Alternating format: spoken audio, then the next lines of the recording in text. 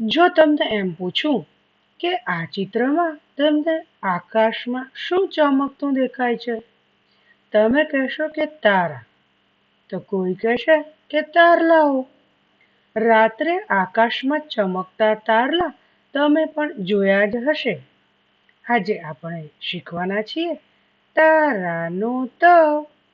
ત ઓળખતા પણ શીખીશું અને ત લખતા પણ શીખીશું. આ છોકરો કોની ઉપર તીર ચલાવતો હશે? કોઈ જંગલી પ્રાણી હશે કે પછી એનો કોઈ દુશ્મન હશે? પાછો તડકામાં ઊભો છે અને તીર ચલાવવા માટે તો કેવી તેજ નજર જોઈએ.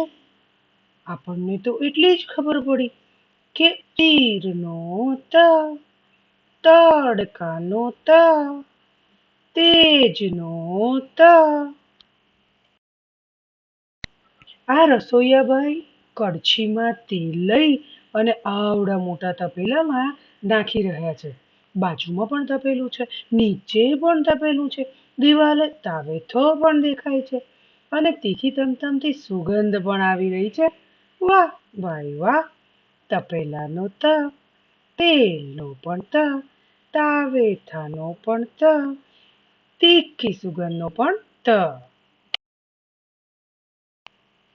તમને ત ઓળખતા આવી ગયું ને?